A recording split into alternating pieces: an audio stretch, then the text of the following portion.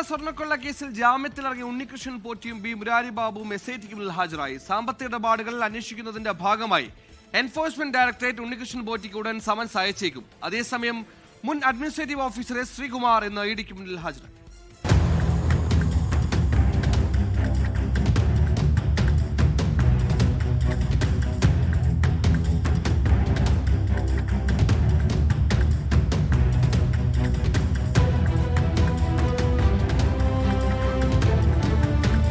ചൊവ്വ വെള്ളി ദിവസങ്ങളിൽ അന്വേഷണ സംഘത്തിനു മുന്നിൽ ഉണ്ണികൃഷ്ണൻ ഹാജരാകണമെന്നാണ് ജാമ്യ വ്യവസ്ഥ. തുടർന്നാണ് പോറ്റി ഈഞ്ചക്കൽ SIT ഓഫീസിലെത്തിയത്.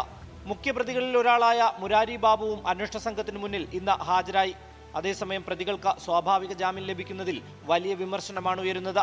സ്വർണ്ണക്കൊള്ളക്കേസിൽ അന്വേഷണം പരിപൂർണമായി അട്ടിമറിക്കപ്പെട്ടുവെന്ന് കോൺഗ്രസ് നേതാവ് രമേശ് ചെന്നിത്തല ആരോപിച്ചു. ഓരോ പ്രതികളായി ഇനി പുറത്തു വന്നുകൊണ്ടിരിക്കുകയാണ്. ഇനി CPMന്റെ 4 നേതാക്കന്മാരുടെ അവരായിരിക്കും ഇനിയും പുറത്തു വരാൻ പോകുന്നത്. അപ്പോൾ വളരെ ആസൂത്രിതമായിട്ടാണ് കുറ്റപത്രം കൊടുക്കാതിരിക്കുന്നത് എന്ന് നമ്മൾക്ക് ന്യായമായി സംശയിക്കേണ്ടി വരും. ഈ ശബരിമലയിലെ സ്വർണ്ണ കളവ് കേസ് അട്ടിമറിക്കപ്പെട്ടിരിക്കുന്നു എന്നുള്ളത്. എൻഫോഴ്സ് ഡയറക്ടറേറ്റ് ഉണ്ണികൃഷ്ണൻ പോറ്റിക്ക് ഉടൻ സമൻസ് അയച്ചേക്കും. സാമ്പത്തിക ക്രമക്കേടുകൾ അന്വേഷിക്കുന്നതിന്റെ ഭാഗമായാണ് EDയുടെ ഇടപെടൽ. കേസിൽ പ്രതിയായ മുൻ അഡ്മിനിസ്ട്രേറ്റീവ് ഓഫീസർ S. ശ്രീകുമാർ ഇന്ന് EDക്ക് മുന്നിൽ ചോദ്യം ചെയ്യലിന് ഹാജരായി. ശബരിമല സ്വർണ്ണക്കൊള്ള കേസിൽ ED ചോദ്യം ചെയ്യുന്ന രണ്ടാമത്തെയാളാണ് S. ശ്രീകുമാർ. പ്രതികൾ സ്വാഭാവിക ജാമ്യം ലഭിച്ച് പുറത്തിറങ്ങുന്ന സാഹചര്യത്തിൽ ഉടൻ കുറ്റപത്രം സമർപ്പിക്കാനാണ് SITയുടെ നീക്കം. ശാസ്ത്രീയ പരിശോധനാ ഫലം കൂടി ലഭിച്ചാൽ അന്വേഷണ സംഘം കുറ്റപത്രം സമർപ്പിക്കും.